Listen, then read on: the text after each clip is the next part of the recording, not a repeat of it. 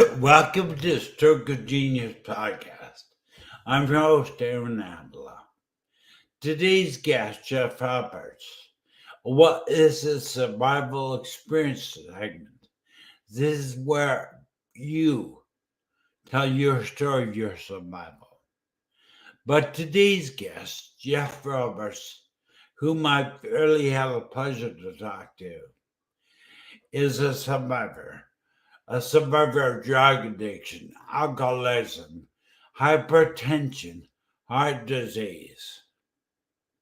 He now makes it his life mission to share hope, inspiration with people that will listen. Anybody listens. Hello, Sherry Patterson, Niagara Falls. Hello, Bryce Reed in North Carolina. He leads by example. Jeff pays it forward, and he believes to be the change you want to see in the world.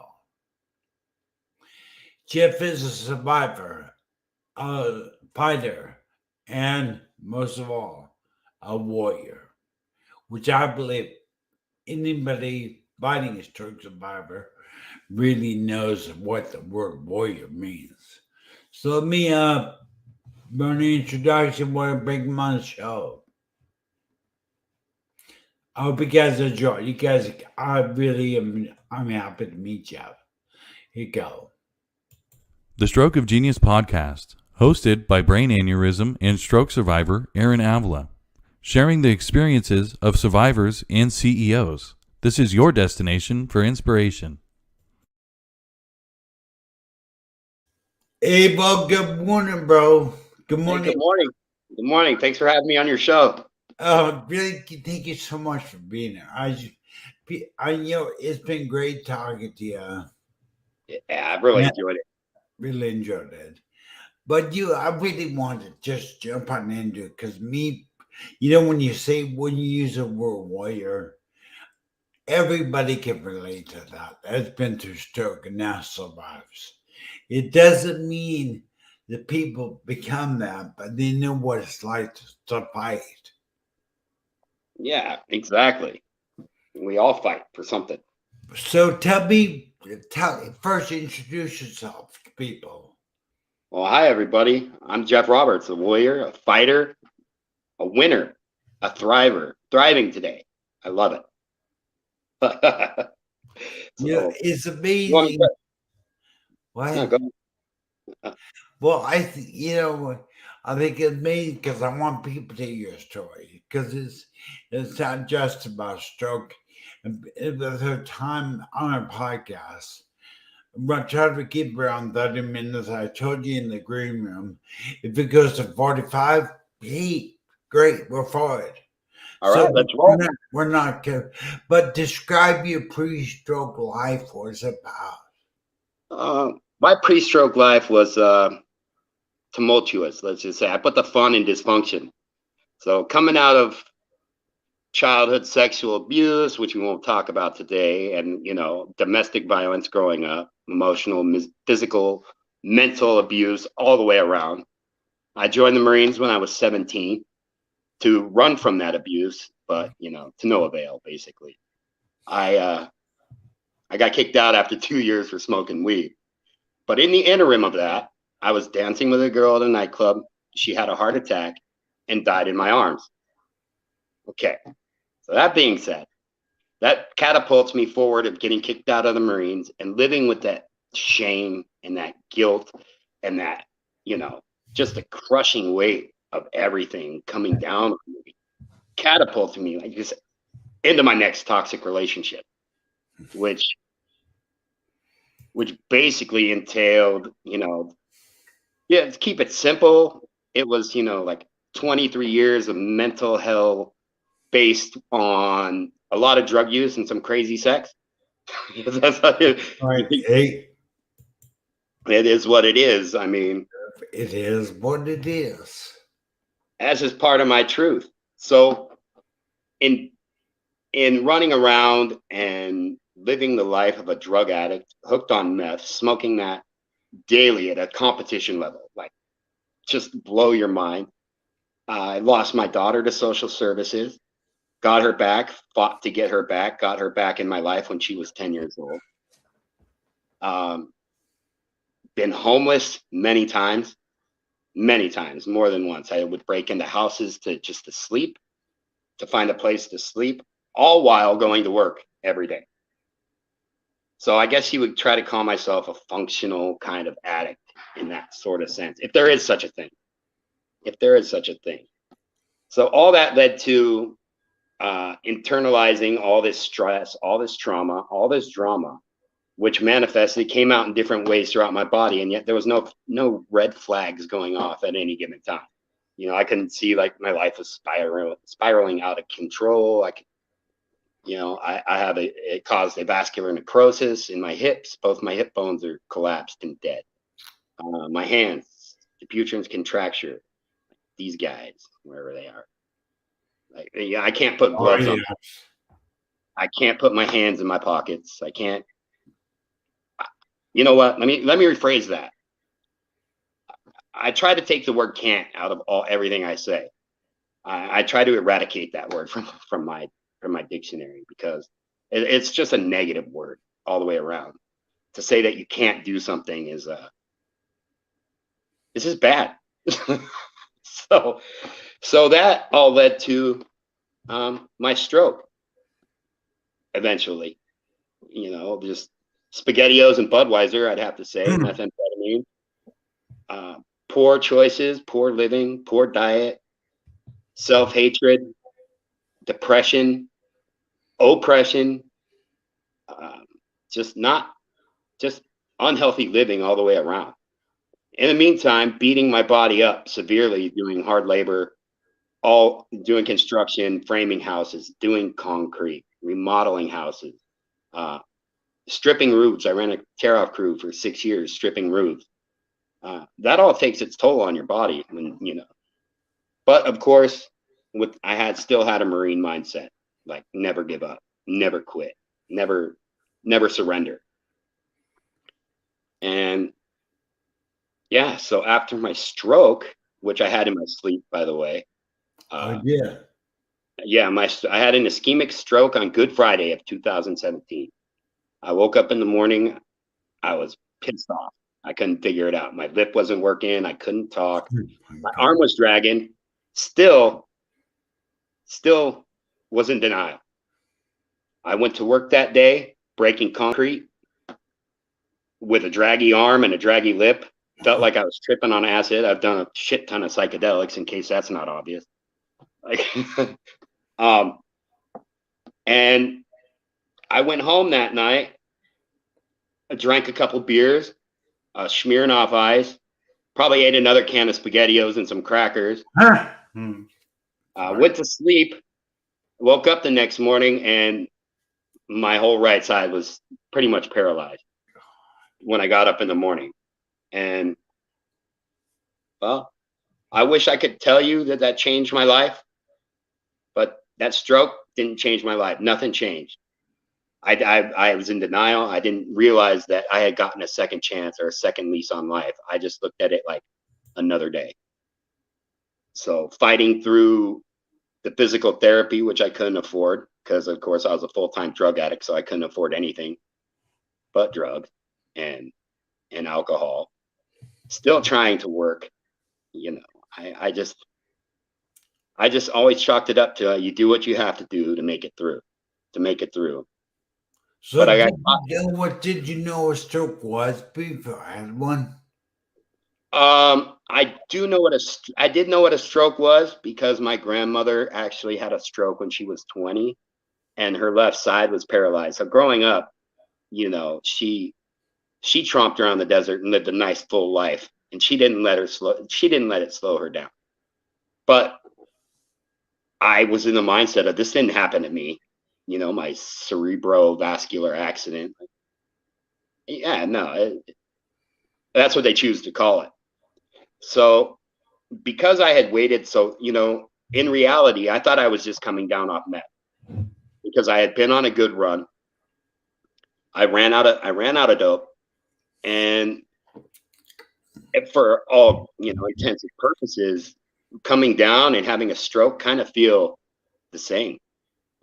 When you come down, they kind of feel almost exactly the same. You know, that euphoria, that disconnectedness with yourself, the exhaustion, all, for me anyway. This is my story. So for me, that all felt the same. So when I woke up and finally went to the hospital, and I couldn't sign my name to get in, they put me immediately in the stroke unit, called code stroke, put me in a wheelchair and moved me around, and nothing changed. My life didn't change at all. Really? Really. The only difference is I had a stroke, and now I'm even more fucked up than I was before, pretty much. Oh my God. So I'm curious, how much time went by? Because I think you remember telling me that you brushed it off, basically. Like you said, you thought you were coming down from meth. But how many days went by from the time you had the stroke to the time you went to the hospital? You know what? It seemed like a lot longer, but now in retrospect, it was about 36 hours, maybe, or 38 hours. Yeah. That is, I mean, the thing about fast is face shooting, arm weakness, my speech is slurred, and then time. And bro, if you're not there in time, you are so fortunate you're as able as you are physically. Right. Well, God put his hands on me, and I had no idea, and I refused to believe it.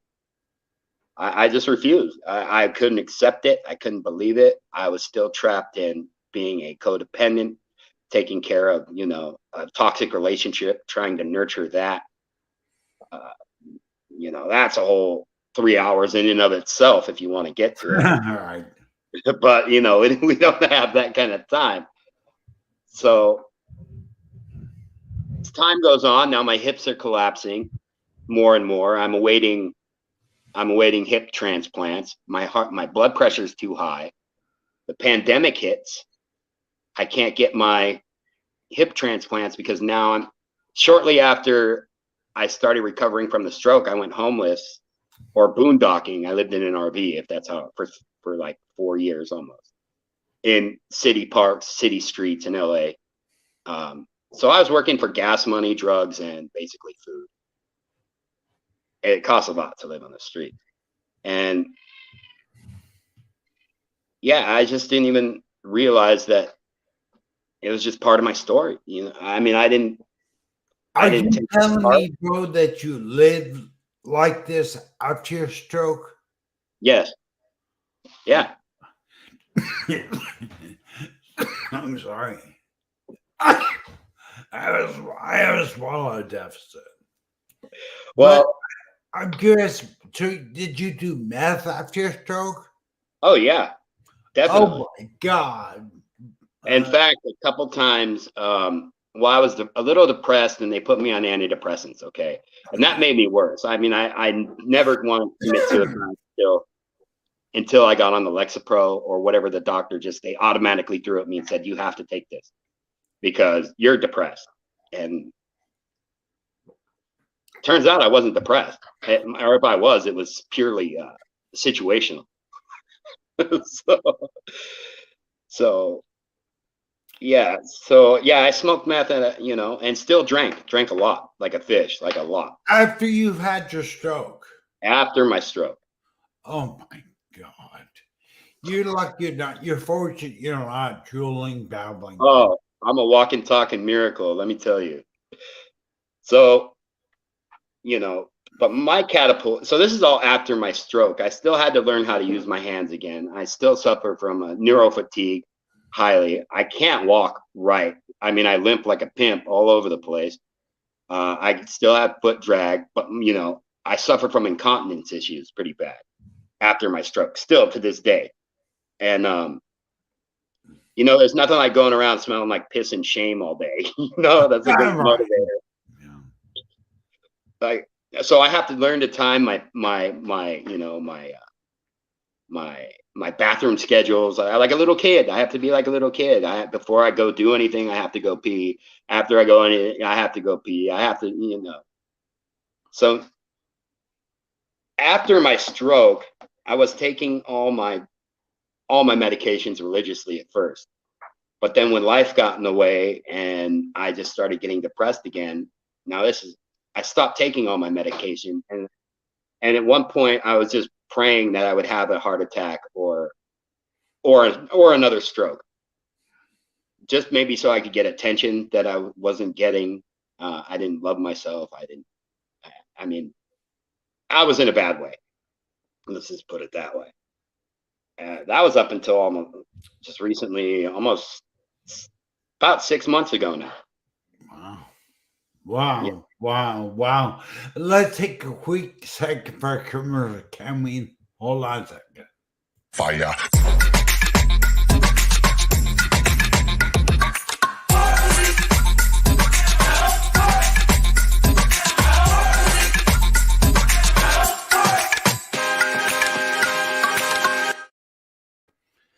It isn't that true, but stroke doesn't define you and me, but how we respond does. And I think a lot of stroke survivors don't realize that they have a stroke, and that is who they are now. Well, self-acceptance, radical acceptance. Me finally realizing that I did get a second, third chance, or fourth chance, or third, fifth chance. However you really want to look at it. I got a lot of chances, so somebody's looking out for me up there. Now, my catalyst for change didn't come until September 21st, when my daughter's mom, my wife, I found her dead of a fentanyl overdose in our RV, fentanyl methamphetamine overdose and heart failure. Yeah. So, my God, that's a life changer right there.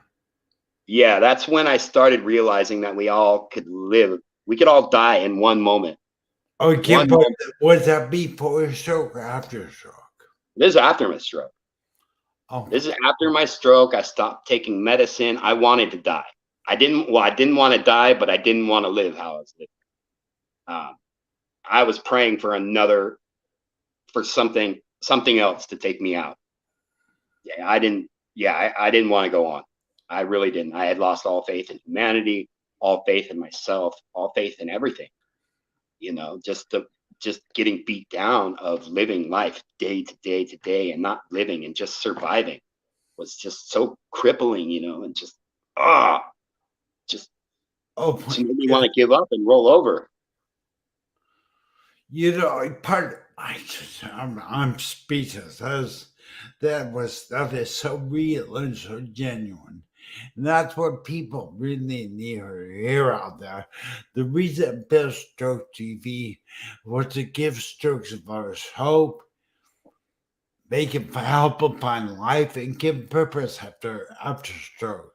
But that crippling, that wanting to die, there's a lot of stroke survivors out there that are just floating.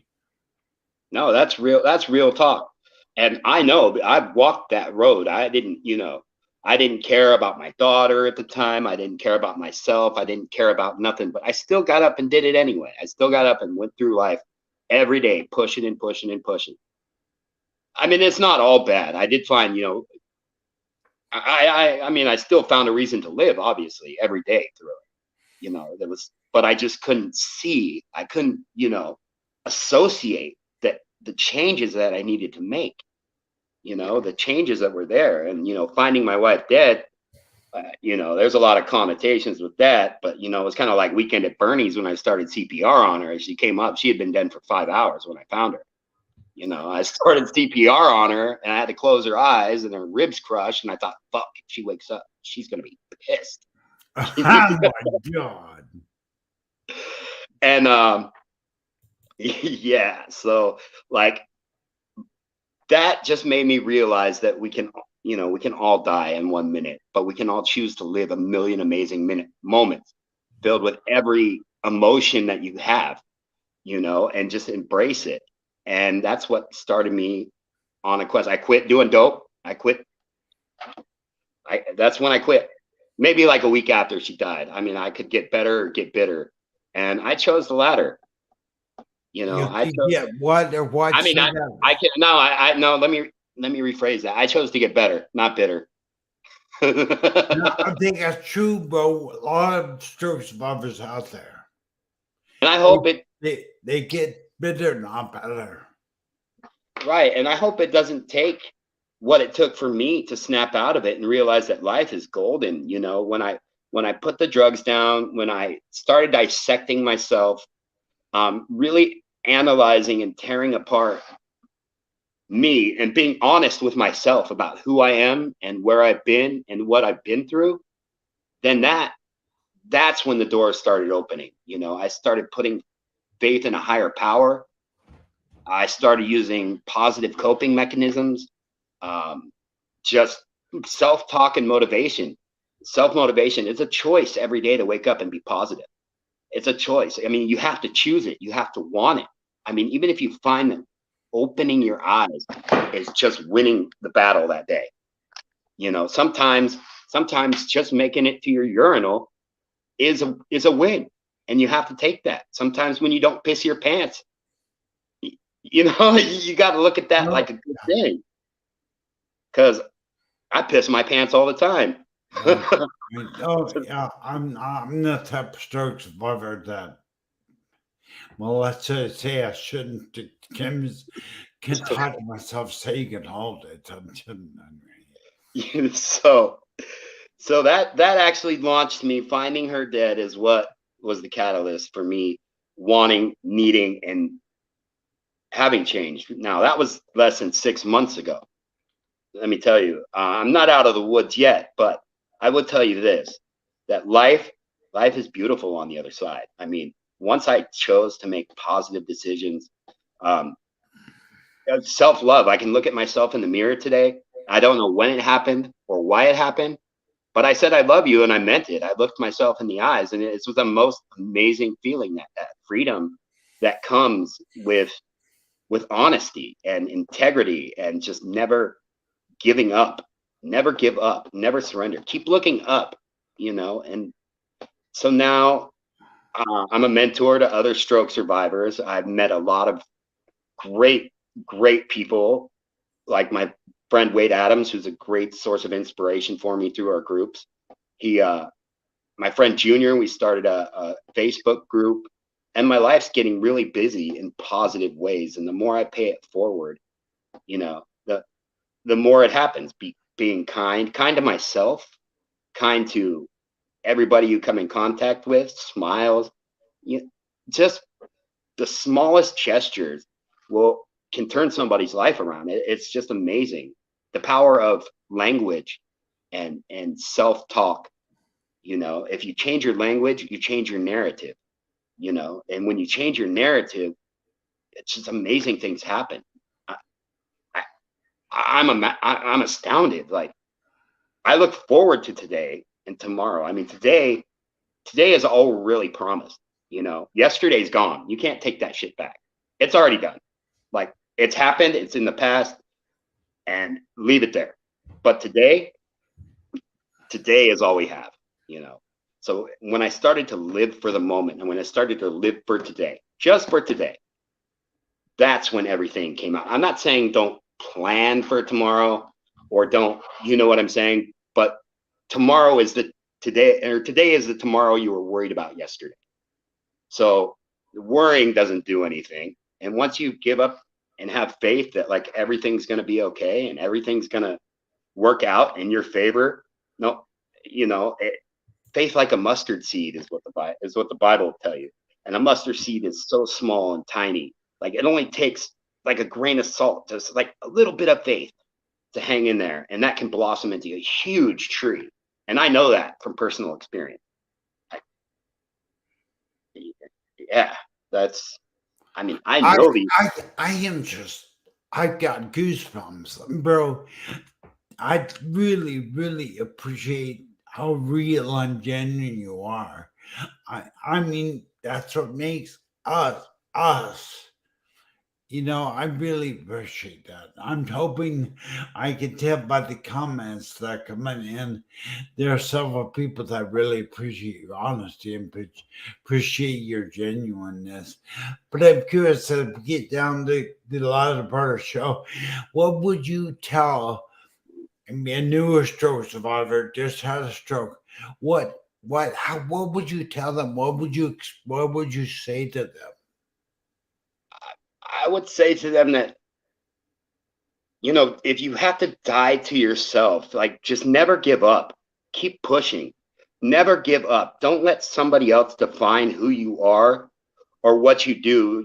A lot of stroke survivors have caregivers that tell them counterintuitive things. Although they sound good, they're not. Like you're not doing as good as you should be, or you're not, you can't, you're not. Change your language, change your narrative. If you change your language and the way you talk to yourself and other people, you know, be the change that you want to see. If you want to see kindness, be kindness. If you want friends, be a friend. If you want love, be love. It's such a simple concept but it's so hard to grasp. It's really hard to grasp when you're in the throes of depression, anger, and everything that comes along with it. There's just so many different things, and the change doesn't happen immediately. I mean, in my case, it kind of like rolled pretty fast, but I had been wanting change for a long time. So yeah, just keep looking up. Always keep looking up.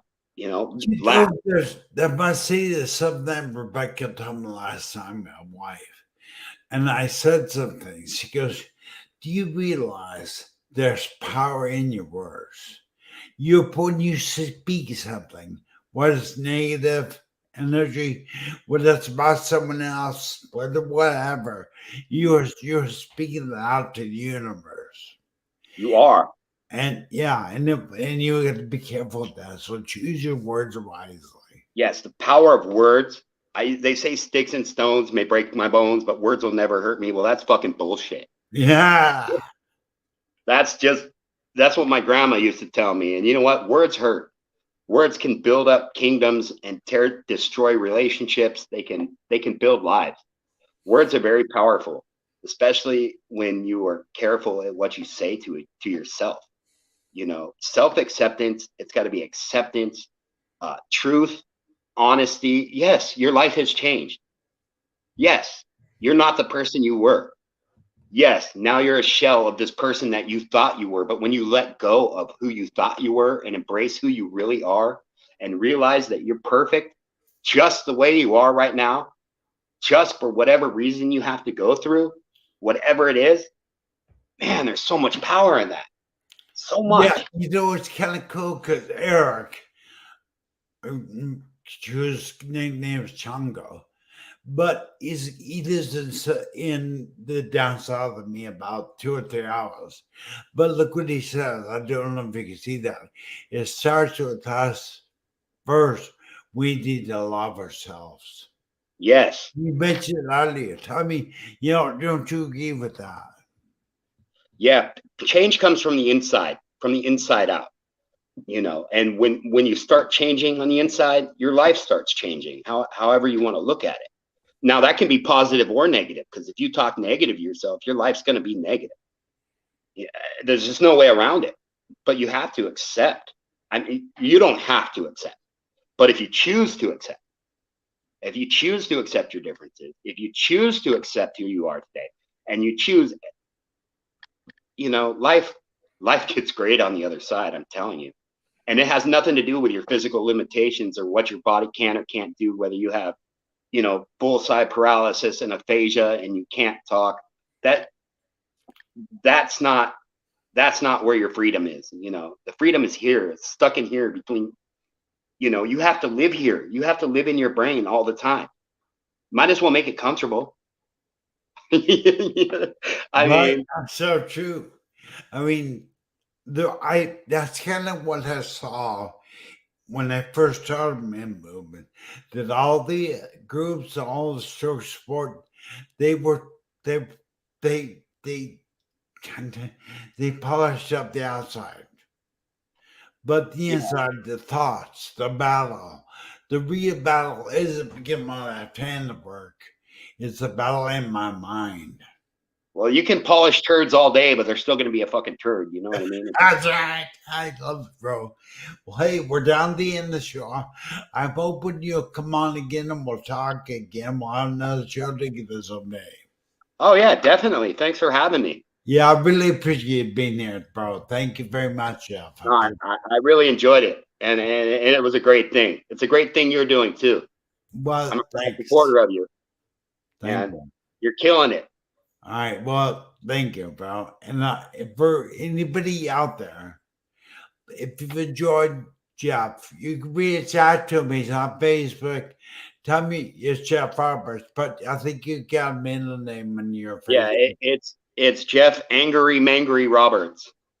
Say it one time or so. Jeff Angry Mangry Roberts. Oh, I'm not really that angry anymore, but it's this is how it goes. All right. Well, I'll put his link to his profile in the YouTube video description. But Jeff, I know there are so many people that relate to you and relate to being real. So I appreciate that, bro. Have a great day. I really appreciate being here. You too, man. That's all I can be. It's all we can be is real. All right. Bye. Bye.